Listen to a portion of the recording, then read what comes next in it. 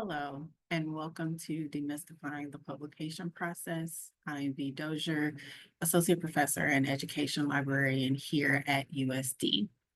Now, this presentation is meant for people affiliated with the Souls Graduate Writing Center. So if you are a person at Souls or you are affiliated with the Souls Graduate Writing Center, welcome. And today is about learning about some of the issues and misconceptions of the academic publishing or scholarly publishing process. Okay, so let's get into it. On social media, you will likely hear or see chatter about academic publishing. There are many platforms that have thriving academic communities. So we're going to see some of their responses here. Okay. Hashtag Black in the Ivory. This was from Twitter back in 2020, but it is still relevant today. Being told you're working too hard and publishing too much. Somehow I know only a Black woman could be told this as a negative criticism.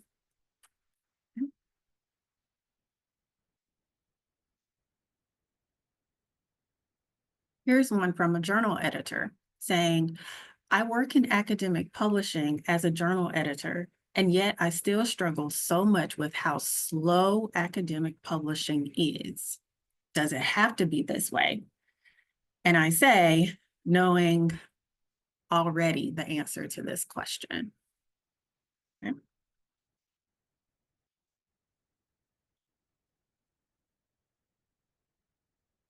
Another one with hashtag academic Twitter back from 2020.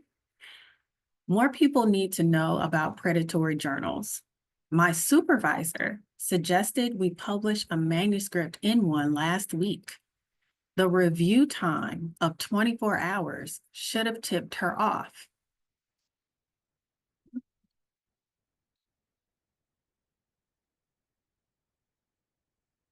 Here's a second one from Blue Sky. About 119,000 scholarly journal articles and conference papers are published globally every week, or more than 6 million a year. Publishers estimate at most journals about 2% of the papers are submitted, but not necessarily published, are likely fake. And this comes from a thread about a recent study done on open access publications and scholarly publishing in general.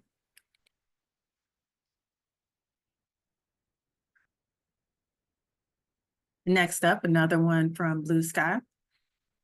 Peer reviewing in the 21st century. Word count of my review, 3,000, about 3,300. Hours put into the review, 30 hours. Publishing cost for the authors, over $2,000. And what I received as compensation, a PDF certificate. Wow. With multiple hashtags, hashtag peer review, hashtag academic publishing, hashtag research publishing, and hashtag PhD life. Okay. So some of these are just examples of what you may see on these various social media platforms, in the ways that they're talking about the different aspects of academic publishing and some of the issues that they may have with them. Now, I highlighted some that may be slightly negative, but some people do speak positively to their experience as well. The reason I highlighted the ones I did today is because I wanted you to see some of the things that might be a misconception, or that you might need to look out for when you are embarking on your own academic publishing journey. Okay? So we've seen things about being a scholar of color and in academic publishing, peer reviewing, and the labor that might be required for participating as a peer reviewer, issues even from the journal editors themselves, and dealing with the time it takes for publishing to happen. Okay? And we'll talk more about some of these things.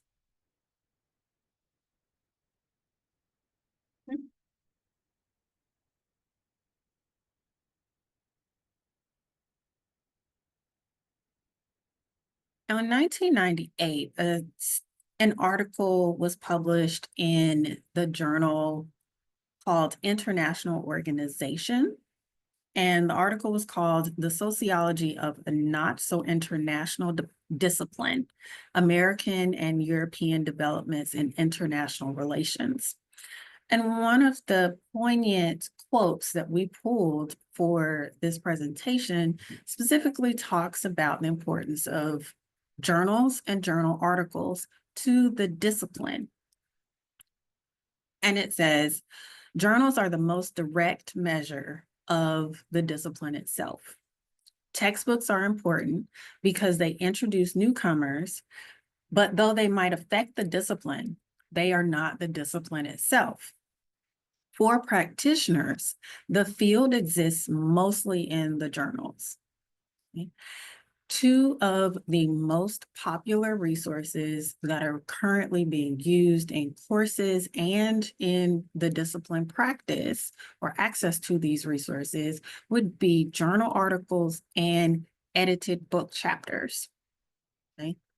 So this is the content that people are most often accessing, and this is the content that is frequently being published. Remember, we saw that number, about 119,000 articles and conference papers being published globally every week, right? 6 million a year. That's a lot of content that is influencing the disciplines. Okay? And this is not generalizable to all disciplines. There are still some disciplines that are quite traditional book heavy, but journal articles and edited book chapters are highly prevalent and relevant, especially for the social and behavioral sciences.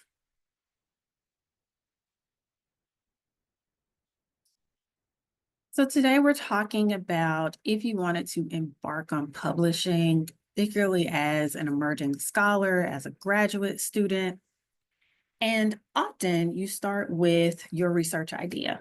So you think you have a worthwhile research idea, but you're not quite sure what format you might want to pursue, meaning do you want to produce this as a journal article or a edited book chapter, or do you want to produce a white paper or a conference proceeding? What would be the best for your research and the audience that you're trying to reach? Okay. So other things that you should consider: where should you submit this manuscript? Okay. And then how do you pick the right publication to submit your manuscript to? And then I want you to think about some things like, what is the difference between open access and paywall content? What is an APC? We saw, a social media post earlier about the charge for the authors being around $2,000, right? And then how long should this process take? And unfortunately, for some of these answers, it's going to be, it depends. And it's going to depend upon your research. It's going to depend upon the aims and scope of the publication that you want to submit it to. It's going to depend on your timeline. It's going to depend on, a bunch of different factors, and some of those we'll talk about today.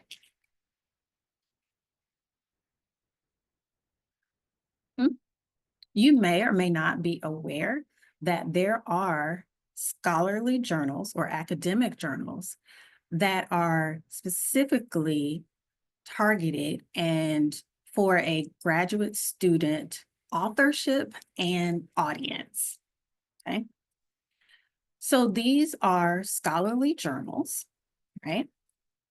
They may be either peer reviewed or faculty reviewed, meaning in the case of peer-reviewed, that the manuscript is sent out to experts in the field who provide feedback about that manuscript as it's going through the publication process. Faculty reviewed typically means that a body of faculty that are associated with that journal tend to review the work before it is published in that journal, right? The grad student is the primary contributor to that work. And what we mean by primary contributor is not exactly synonymous with first author. What primary contributor may mean, and this is also maybe different for different disciplines, but it typically means a person who has done the most work for that publication. That might be the person who was the idea generator. Maybe they wrote the most of the content. Maybe they had oversight over the entire project. Whatever the case may be, they are the primary contributor. And just as a heads up, for APA, first author does not necessarily mean primary contributor, okay? In APA style, every author is given equal weight in the work, okay? So no one is more prominent than the other. Now, submissions for graduate student journals may be limited by additional factors. So there might be a grad student journal that says only work that has been approved by a faculty mentor may be submitted to this journal. Okay. Why are these journals important? Well, emerging scholar professional development. Graduate student journals are in this in-between space of making sure that you are getting some experience in journal editor service, peer reviewing service, writing for academic publications. And you can think of it as kind of a soft launch or a mentoring model in what academic publishing should be when you finish your program. It also helps you build your CV's publication section. And I've brought up a couple of examples for you, one being the Journal of Student Research and the Journal of Graduate Education Research. So you can look those up and see what the aims and scope and parameters of publishing with a journal like this would be. Okay.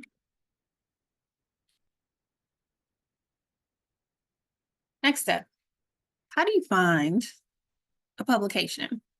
Now, in this presentation, we are mostly talking about journal articles and how to find an appropriate journal. But should you need any additional help with this format or any other format, please reach out to your librarian for assistance, okay? And librarians are the ones that you should also be in conversation with as you're thinking about your research. You can also ask your faculty and your other colleagues. But I want you to remember that when you're talking to faculty and colleagues, they may be more limited in the scope of journals that they're aware of. Okay? Faculty tend to talk about the journals that they publish in, or the journals that are most relevant or they think are most relevant to their field, okay? But just like there are millions of articles and scholarly publications produced annually, there are new journals coming out all the time. And your librarian is going to be the person who is most likely to know about emerging journals, places to publish, journals that have ceased to publish, things like that. you'll want to definitely have conversations with your librarian about that. Okay. And in Copley Library, we have many resources that you can use in order to help find a potential journal. Okay. You can locate key publications, authors in your field, see where they're publishing, and follow suit. You can also explore the databases as you are doing research, see where people are publishing. Okay.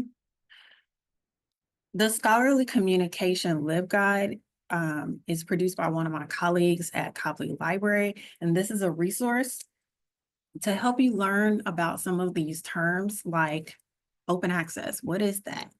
Okay. What does it mean when somebody says an APC? What are some of these other scholarly communication terms that I need to be aware of as I'm thinking about where to publish my work? Okay. So definitely check out that guide. And then there are journal directories that are great spaces for you to think about where you want to publish. There's the directory of open access journals. There's also Ulrich's Web, Cabell's directory of publishing opportunities, and within Web of Science, there's a feature called the Journal Citation Reports. Okay. But let's demonstrate Cabell's. It's one of my favorite directories.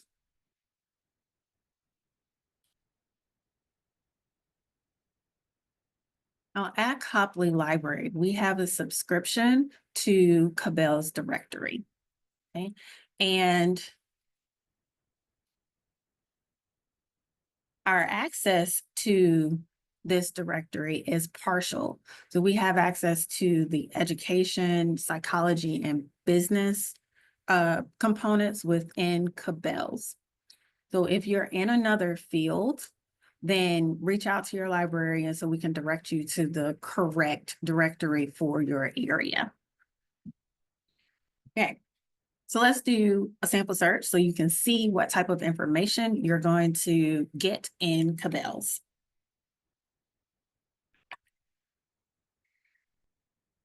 If we are interested in publishing research on special education, let's see if there are any journals that meet the aims and scope of what we're interested in. So let's do a search for special education journals. There are over 2,000 results that mention special education. And when you scroll through, you're going to see, indicators and metrics. And we're going to walk through what some of these mean. So let's look at the Journal of Special Education, because these metrics can help you decide if this is a possible journal that you want to submit your manuscript to.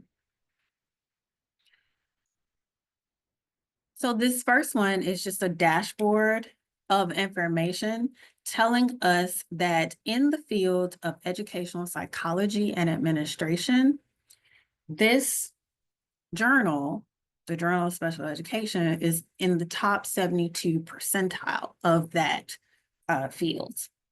This is also a hybrid journal, meaning that there's traditional and open access options for the publications for this journal. Okay, and let's walk through some of the other things.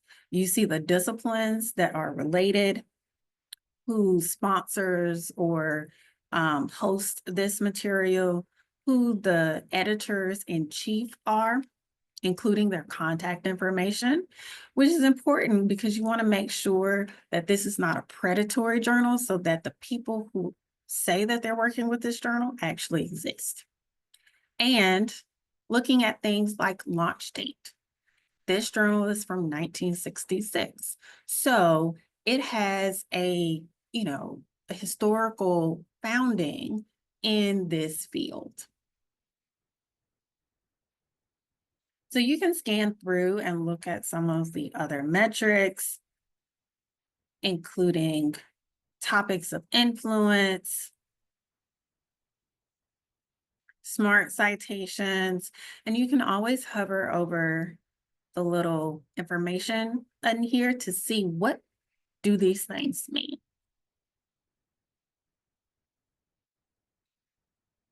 What type of attention are the publications that are produced in the Journal of Special Education? Where are they being talked about? Well, Facebook, Twitter, Wikipedia, also in policy documents. So the articles that are published within this journal are tracking into policy and practice. Okay? That's something that you may be interested in your work being able to reach. Looking at the open access models, again, thinking about those fees that you as an author may be expected to pay if you wanted your work to be open access or open and accessible to anyone in the world who has internet access. The APC in American dollars is about $3,000 per manuscript. And we're going to talk a little bit about what that means. Okay, but just keep that in mind for now. And then submissions. This is really important, and this is one of the best features of Cabell's. So it condenses the information that is found on the journal's website so that you can see what your expectations are.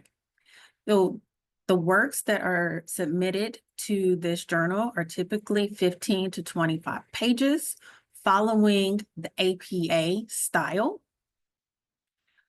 There is no submission fee or review fee or publication fee. Now, all of these fees are different than APCs, so keep that in mind. Invited articles are when the editors of said journal invite you as a scholar to publish for that journal, okay? And only 0 to 5% of their publications are invited articles. And then here, acceptance rate. So we don't have information about the acceptance rate here, but we still have enough information that we could make a decision on whether or not we want to submit to this journal. And then time to publication. This is the range from the time you submit your manuscript to the time that it is potentially published.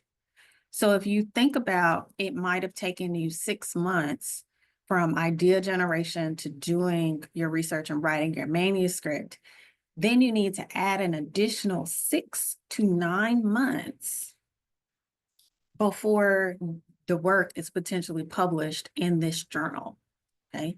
So that means that your project has taken over a year to a year and a quarter of time. So think about that process as you have your expectations for what you need to do. Okay. Let's look at another one that may have an acceptance rate. So I'm going to skip over to the submissions.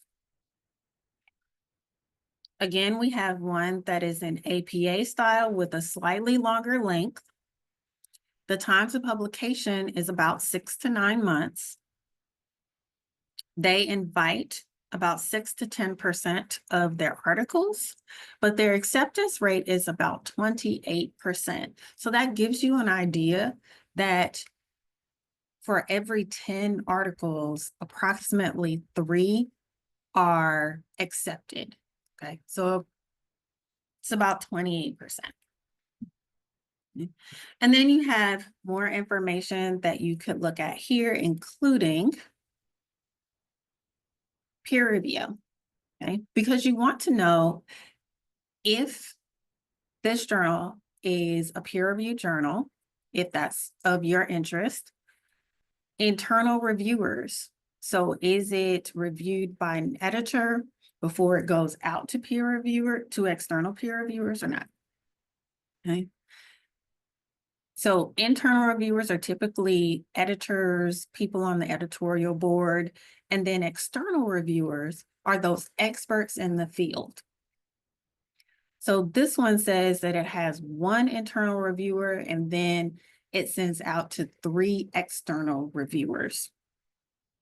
And it's under a double anonymized system, meaning that the author should not know who the peer reviewers are, and the peer reviewers should not know who the author is. That information is anonymized at the editor level so that there's hope of more fair feedback.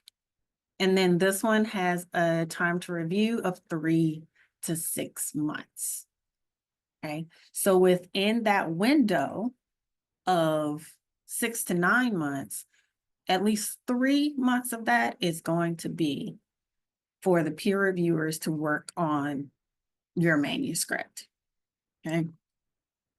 So think about this when we were talking about the journal editor who says, you know, why is it so slow? Well, now we're seeing some of the reasons why this process might be so slow. Okay. Let's go back to our presentation.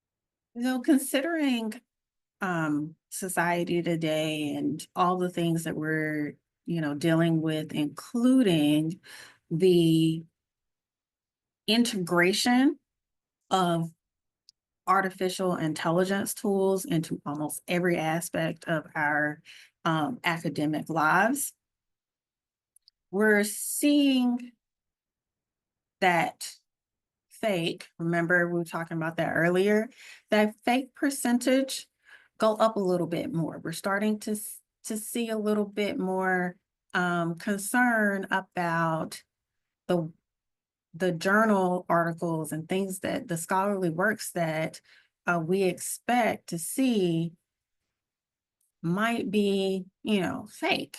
Are they being produced wholly by AI or whatever? So we want to see some of these things. We want to think about some of these things because is this study legit, right? Is it fake? Is it in a reputable journal? Okay, so think about some of these things.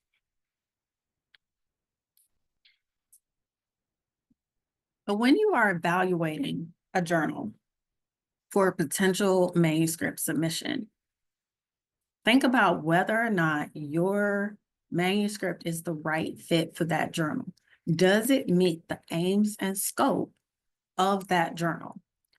One of the issues that I have seen over the years is that if a manuscript is submitted that does not meet the aims and scope of the journal, meaning it's not what that journal publishes, that's an immediate rejection. Okay, so don't waste your time submitting to a journal that does not publish in the areas of your research. Okay. Do you have any funder or institution mandates to consider?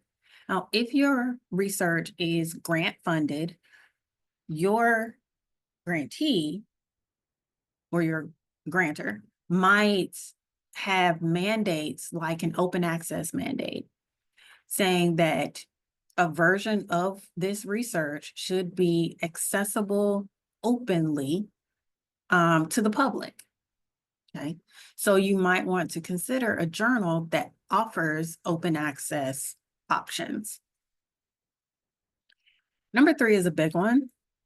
Is the journal visible to the communities that you want to reach? It makes no sense for you to publish in a journal that your audience does not have consistent access to. Okay, So for instance, if you are in teacher education and you want to publish a lesson plan and the results of using that lesson plan with your class, then it wouldn't be a great idea to publish that work in a journal that practicing teachers don't have access to or are unlikely to read. And that's a disconnect between where you published and the community that you want to reach. Number 4, is there a reasonable chance of acceptance? Okay. The lower the acceptance rate, the more difficult that journal is to get into. Okay. And what I want you to remember here is that a really low acceptance rate does not necessarily equate to journal prominence or quality. Okay. So make sure that you're in the right space for the work that you want to produce for the audience that you want to connect to. Next, where is this journal indexed? And when I say indexed, I mean, is it indexed in a database that your community is likely to have access to? Is it indexed in ERIC? Is it indexed in Business Source Premier? Is it indexed by Google Scholar? Okay. You want to think about Google Scholar is not a database, FYI, it's an index. But you want to know if your work is going to be in the places that your audience has access to. Number 6, what do the journal metrics reveal? Okay, so remember that metrics are indicators. They are not hard and produced facts. Okay? These are things that will help you make a decision, but they should not make the decision for you, if that makes sense. And then you definitely want to know if the journal is reputable. Okay, does it have good standing in your discipline?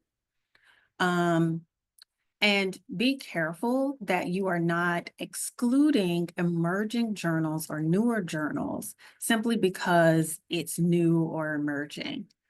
Okay? But you do want to make sure that the people who are involved with that journal have good standing, right? And not all journals are peer-reviewed either. So if that is not what you're looking for, then you don't have to worry about a peer review. And many practitioner journals are not peer-reviewed, okay, especially for social and behavioral sciences. That doesn't mean that they are any less rigorous, they're any less scholarly. That just means that they have a different model that they use for the work that is published in those publications. I'm not going to go over this tool in detail, but this journal evaluation rubric was designed by some of my library colleagues at LMU. And so I wanted to share it with you so that you have another tool to evaluate a potential journal. Okay. And there are things like whether or not the editorial board is transparent. You know, is the journal website up to date? Does it have thorough information? Or looking at the publisher information, is that transparent? So you want to think about things like this. And yet another tool for you is Think, Check, Submit. So this is another way of thinking about some of these evaluation questions that we've been talking about. Okay.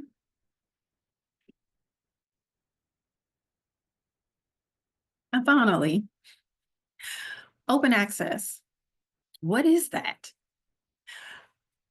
Open access is a part of the open movement, and it is particularly relevant to journals and journal articles.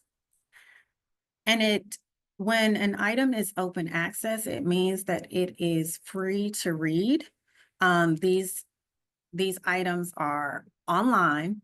They are usually digital born, and they do not require passwords, login credentials, any type of payment system in order to get to that content. And the more open your work is, the more likely you are to get cited, the more likely your work is to be used, because easy access, right? Now, paywalled content is different.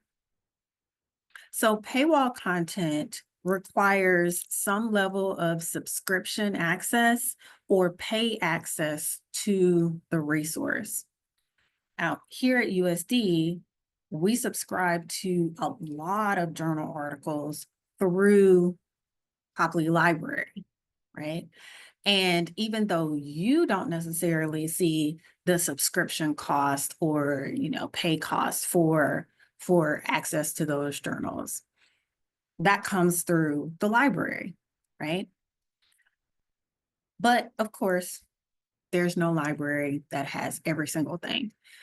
So occasionally you will see things like these paywalls that will ask you to purchase access to an item. The one thing I want you to know here is that regardless, you should not pay for access to an item individually. We have a service called interlibrary loan that you can place a request for that item through interlibrary loan, and we will be able to, most of the time, it's very few exceptions, be able to get that item for you free to you, okay? So don't pay for stuff out of your own pocket.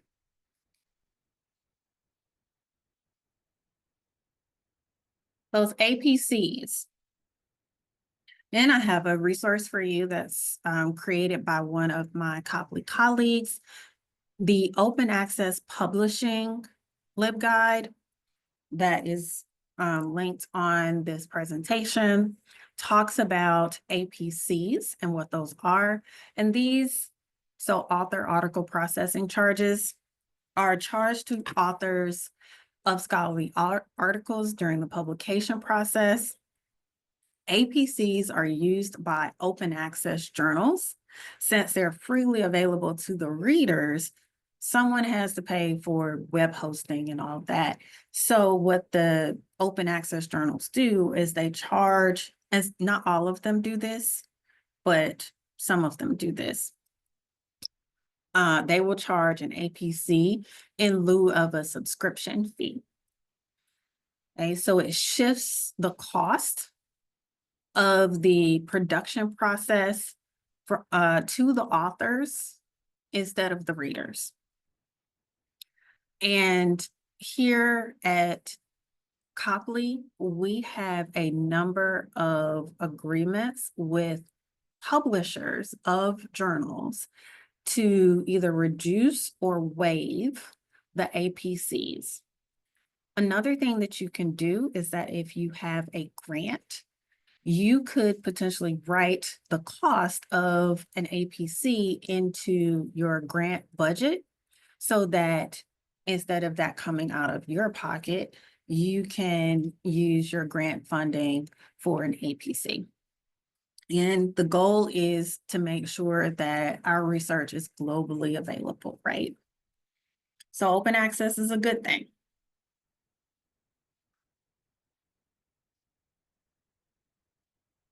Now, how long does it take to publish? And we've talked about some of the reasons it takes quite a while. I've had a couple of research projects that I've worked on that took 2 years, 3 years. And so one of the things that I would encourage you to do is to make sure that you stagger your research projects, especially if you want to publish or present on them, because you can't control this process. So you may want to start one, wait a few months, and then start another one so that you're staggering your research projects out and you're not waiting for one to finish, meaning publication, before you start another one, because you won't have enough time to do that. Okay.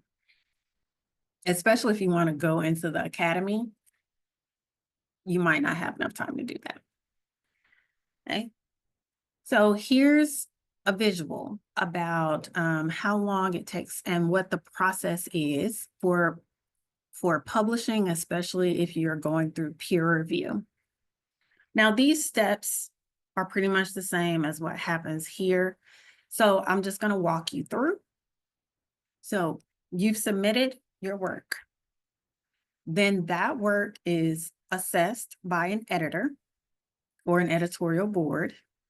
And at this point, this is the first decision that's out of your hands. The editor can choose to reject this and send it back to you and say, hey, it doesn't meet the aims and scope, or hey, it is, too long or too short for our page acceptance. Here we go. So, but if the article is accepted, or manuscript rather, is accepted to go further in the process, then if there's a peer review process, then the work is sent to reviewers. Now remember that other journal said you've got to send it out to 3 external reviewers. That means that those reviewers, in the case of the journal we saw earlier, would have that manuscript for 3 months to work with it and provide feedback. And then it is sent back to the editor for review. The editor then reviews the reviewer's feedback before it's sent to you as an author. And the reviewers can say, this manuscript should be rejected, and the editor can agree with that or not. But if it is accepted, then you will be provided time to revise the manuscript. And here's another important point. Just because feedback is suggested does not necessarily mean that you have to make those changes. But that's a conversation for another day. Okay. So if we've got acceptance through all this, you've made your changes, then those reviews and the revised manuscript is again sent editor. Maybe it goes back out to the reviewers. But once we've gotten through that process, now it's down to another decision. Okay, reject or accept. If it's rejected, sent to you. And then you might want to pick another publication for potential work with your journal. Or if it's accepted, then your manuscript goes into production and then finally publication. Okay? And production here means that it's given kind of the style formatting that we are used to seeing of scholarly works. Okay? But it does take a while. And one of the things that we should also note here is that the scholarly publishing model, especially for journal articles, relies on a lot of service and volunteer labor. The editorial boards are often unpaid. The peer reviewers are often unpaid. We are doing this for service. There are some opportunities, some journals that are now paying the editors or editorial board members, and rarely you'll see that peer reviewers are getting paid, but it largely exists on a service and volunteer model. So just like in the case of things where folks aren't getting paid, it can be difficult to find people to continue to do this type of work. So that's one of the other reasons that it might take a long time, because just because I'm an expert in my field doesn't mean that I have time to peer review everything that is sent my way. So I might only accept 1 out of every 4 manuscripts that I'm sent to peer review. Okay? So I want you to consider these things as you are going through the peer review process. And I'm hoping that you will now have a little bit more context about scholarly or academic publishing and some of the things that you need to consider as you are going through this process. Now,